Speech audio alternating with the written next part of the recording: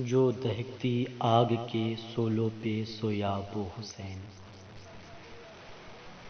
جس نے جواں بیٹے کی میت پر نہ رویا وہ حسین، جس نے سب کچھ کھو کر پھر بھی نہ کھویا وہ حسین۔ کربلا کی تاریخ بتانا کوئی قصہ کہانی نہیں ہے۔ کربلا کا ایسا واقعہ کہ سننے کے بعد فرش والے بھی روتے ہیں، عرش والے بھی روتے ہیں، حور ملک بھی رویا کرتی ہیں، اور انسان کا دل بھی روتا ہے۔ حضرت عباس علمدار کی لاش کو دفن کرنے کے بعد امام مظلوم واپس خیموں میں تشریف لائے، جنگ کی تیاری کی اور اپنے جسم پر ہتھیار لگا ہی رہے تھے کہ حسن کا لال شہزادہ قاسم، امام حسن کا بیٹا حضرت قاسم دستے بستے سامنے کھڑا ہو گیا اور عرض کی، چچا جان، کیا میں اہل بیت میں سے نہیں ہوں؟ فرمایا، بیٹا کیوں نہیں؟ ابن حسن نے پھر کہا، تو پھر مجھے شہادت کا مرتبہ حاصل کرنے سے کیوں محروم کیا جا رہا ہے؟ میں ابھی تک اس انتظار میں رہا کہ آپ خود مجھے میدان میں جانے کا حکم فرمائیں گے، مگر شاید مجھے بیگانہ سمجھ کر دین پر قربان ہونے کی سعادت سے مایوس کیا جا رہا ہے۔ آج میرے بھی باپ ہوتے تو آپ ایسا نہ کرتے، وہ ضرور اجازت دے دیتے، مگر کیا کروں، کس طرف جاؤں، کس سے کہوں؟ پھر حضرت زینب سے کہتا ہوں تو وہ منہ پھیر لیتی ہیں، چچی جان سے درخواست کرتا ہوں تو وہ خاموش ہو جاتی ہیں، بھائی اکبر سے التجا کرتا ہوں تو وہ بھی جواب نہیں دیتے، اور آپ نے ابھی تک کوئی خیال نہیں کیا۔ چچا جان، مجھے بھی میدان جنگ میں جانے کی اجازت دے کر اپنے سخی ہونے کا ثبوت دیں۔ جگر گوشے رسول نے حسن کے لال کو سینے سے لگا لیا، آنکھیں اشکبار ہو گئی اور فرمایا، بیٹا تمہیں دیکھ لیتا ہوں تو بھائی حسن کی صورت سامنے آ جاتی ہے۔ تم میرے بھائی کی نشانی ہو۔ تمہارے باپ نے آخری وقت تمہارے حق میں مجھے وصیت کی تھی کہ حسین، یہ میرا بیٹا قاسم تمہارے پاس میری امانت ہے، اس کا خیال رکھنا۔ تو بیٹا قاسم، میں تمہیں اجازت دے کر اپنے بھائی کی امانت میں خیانت کیسے کر سکتا ہوں؟ جاؤ بیٹا، آرام کرو اور اپنے چچا جان پر رحم کرو۔ نور نگاہ حسن نے عرض کی، حسن کے بیٹے قاسم نے عرض کی اور کہا، یہ تو ٹھیک ہے، لیکن آج اگر میں اپنی جان بچا گیا تو کل قیامت کے دن میں اپنے باپ کو اپنی صورت نہ دکھا سکوں گا، اور اس وقت میں دادی فاطمہ کو کیا جواب دوں گا جب انہوں نے پوچھا کہ قاسم، میدان کربلا میں جب میرا پیارا حسین مصیبت میں تھا اس وقت تم نے میرے بیٹے کی کیا مدد کی تھی؟ اور پھر جب نانا مصطفیٰ علیہ السلام فرمائیں گے کہ حسن کے بیٹے قاسم کو لاؤ جو حق و باطل کے مارکے میں اپنی جان بچا گیا، تو دربار مصطفیٰ میں کون سا منہ لے کر جاؤں گا؟ یا امام دیکھو، اون محمد جانشار ہو گئے، اون محمد دین کے لیے قربان ہو گئے، عباس جان دے گئے، اور حور اور واہب جو بیگانے تھے وہ بھی قربان ہو گئے، مگر میں ابھی تک منہ دیکھ رہا ہوں۔ چلو مجھے اپنا سمجھ کے نہ صحیح بیگانہ جان کی ہی اجازت دے دو۔ سیدہ زینب پاس ہی کھڑی تھی، قاسم کی اس گفتگو سے تڑپ گئی اور فرمایا قاسم تمہارے باپ نے آخری وقت ایک تعویذ تمہارے گلے میں ڈالا تھا اور فرمایا تھا کہ اس کو کسی مصیبت کے وقت کھولنا، اور اس سے بڑھ کر اور کیا مصیبت آئے گی کہ بچے گرمی کی شدت میں پیاس سے تڑپ رہے ہیں اور دشمن اہل بیت کے خون کے پیاسے ہیں، آؤ میں اس تعویذ کو کھولوں۔ سیدہ نے قاسم کے گلے سے تعویذ کھولا اور پڑھا، اس میں ایک خط تھا جو حضرت امام حسین کے نام تھا، لکھا تھا کہ بھائی حسین میدان کربلا کے حق و باطل کے مارکے میں میرے بیٹے قاسم کو بھی شہید ہونے کی اجازت دے دینا تاکہ دین و ایمان کی حفاظت کی خاطر میرا خون بھی شامل ہو جائے۔ بی بی زینب حضرت قاسم کو دربار امام پاک کی خدمت میں لے آئی اور عرض کی بھائی جان اب تو قاسم کو اجازت دینے ہی پڑے گی۔ علی کے لاڈلے نے فرمایا کیوں سیدہ؟ سیدہ نے حسن کا خط پیش کر دیا۔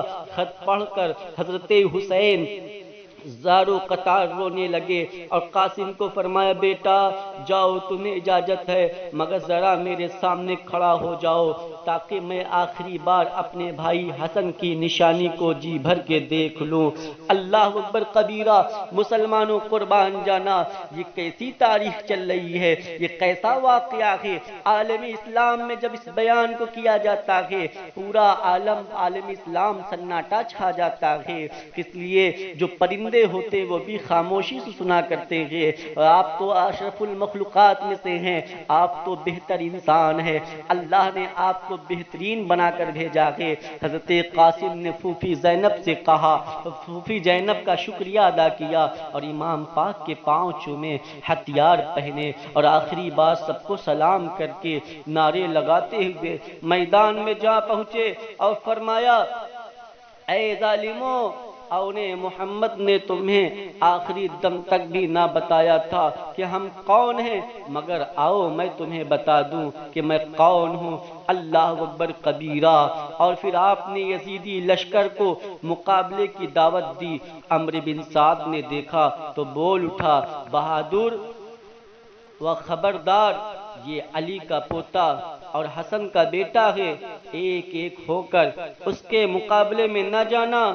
آپ نے 3 بار للکارا مگر کسی کو مقابلے میں آنے کی جرأت نہ ہوئی، لیکن آپ خود ہی میسرہ کے لشکر پر حملہ آور ہو گئے اور ایسی شان حیدری دکھائی کہ فرشتے بھی مرحبا پکار اٹھے، اور پھر میمونہ پر بجلی کی طرح گرے اور دشمن کی صفیں الٹ دی۔ حسن کے لال کی تلوار تھی کہ بجلی کوند رہی تھی، جس طرف گرستی کوفیوں کا خاصتر اور کوفیوں کا سر زمین پر تڑپنے لگتا۔ میمونہ سے رخ موڑا تو قلب لشکر میں جا پہنچے اور لاشوں کے ڈھیر لگا دیے۔ پیاس نے نڈھال کر دیا تھا اور لڑتے لڑتے تھک چکے تھے۔ تازہ دم ہونے کے لیے دشمن کی صفوں سے باہر نکل آئے، آسمان کی طرف نگاہ اٹھائی اور بارگاہ رب العزت میں التجا کی، اے جبی اللہ کے لیے مکہ کی پتھریلی زمین سے آب زمزم کا چشمہ جاری کر دینے والے خدا، اور اے میدان بدر میں توحید و رسالت کے پر ستاروں کے لیے آسمان سے پانی برسا دینے والے مالک، اگر نہر فرات کا پانی ہماری قسمت میں نہیں ہے تو نہ صحیح آسمان سے ہی پانی کی 2 قطرے آج میرے حلق میں ڈال دے، اور پھر میں تیری دنیا کو بتا جاؤں کہ حق کی تلوار جب میان سے نکلتی ہے تو پھر اس وقت تک واپس نہیں آتی جب تک کہ کفر و باطل کو ہمیشہ کے لیے ختم نہ کر دے۔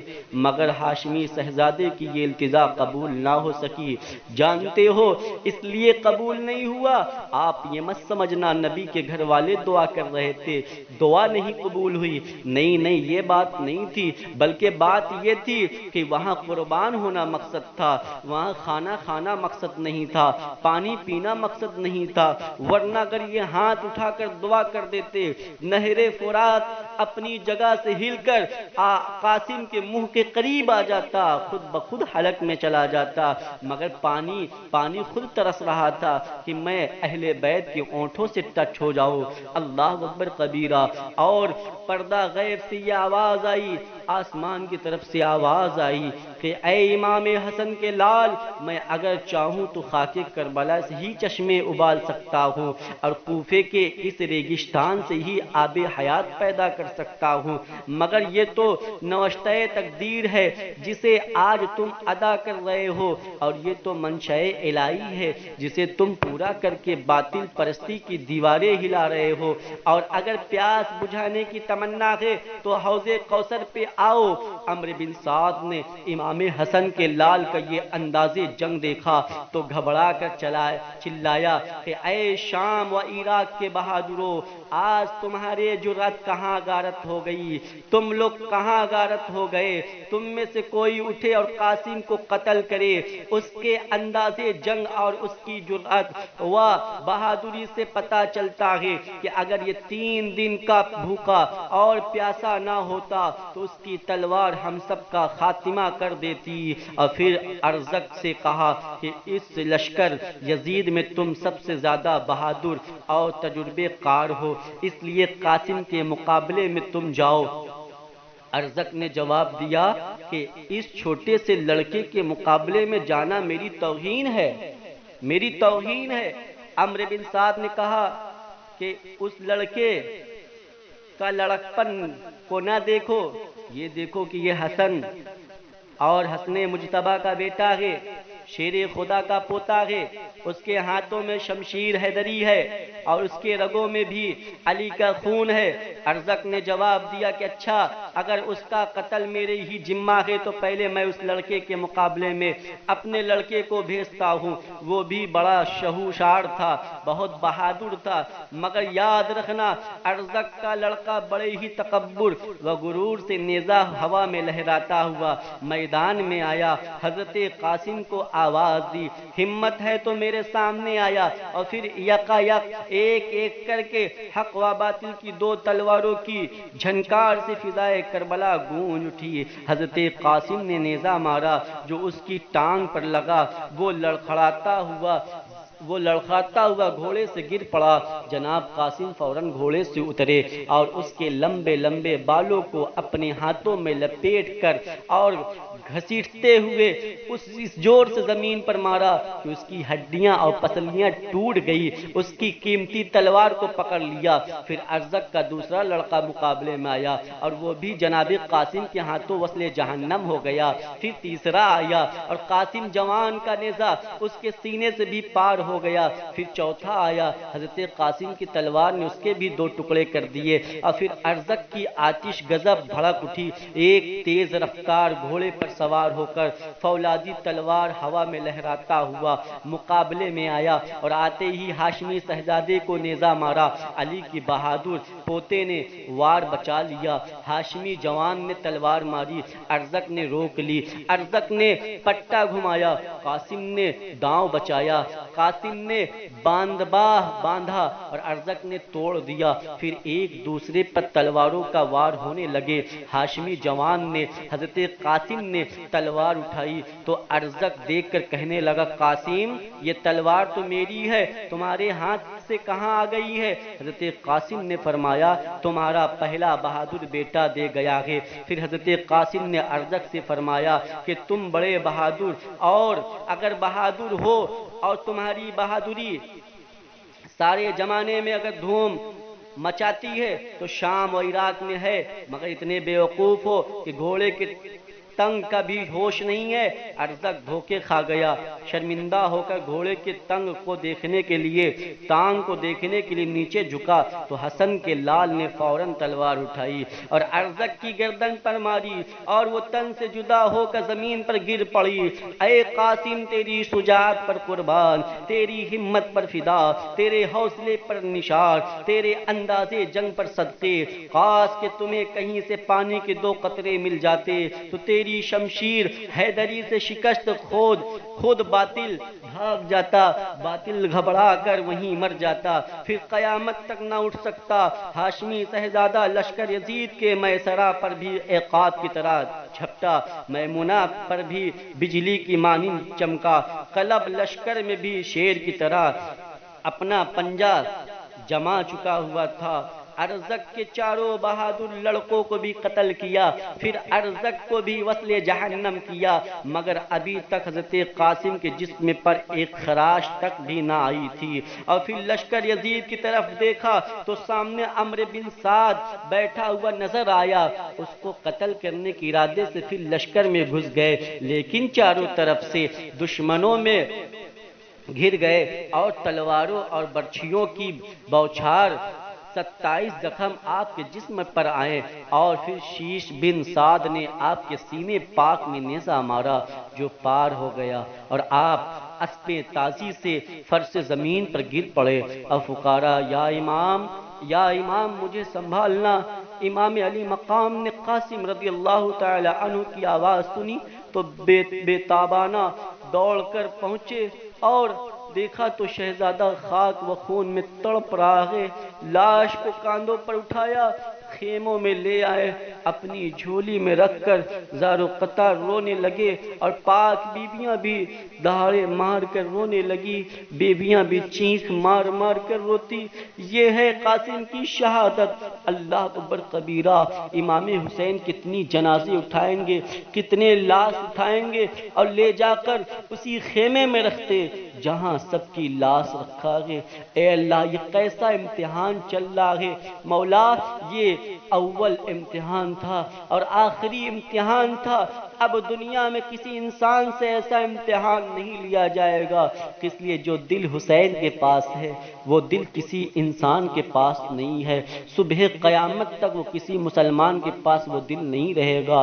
حسین کا وہ دل کی سب کچھ آپ نے قربان کر دیا، مگر اسلام کو بچا لیا، نانا کا فرمان بچا لیا، نانا سے وعدہ کر کر آئے تھے نبھا لیا، اس کے بعد قرآن کو بچایا، شریعت مصطفیٰ کو بچایا، حق و باطل کی پہچان بتا دی۔ ارے اسی لیے تو ہم کہتے ہیں کہ جو لوگ یزید کا ساتھ دیتے ہیں، یزید حسین سے لڑ کر یزیدی بن گیا، اور حسین نے یزیدیوں کو اسلام کے لیے دعوت دی، یزیدیوں نے انکار کیا، مگر وہ اپنے پیسوں کے دم پر، غرور کی فولاد پر، وہ گھمنڈ و تکبر کی اعتبار پر وہ گمراہ ہو چکے تھے۔ ارے یزید جب حسین کو قتل کر کے یزیدی بن سکتا ہے، یزید ہو سکتا ہے، اور یزید ہے، اسی طریقے سے اگر میرے نبی کی شان میں جو گستاخی کرتا ہے وہی وہابی بن جاتا ہے۔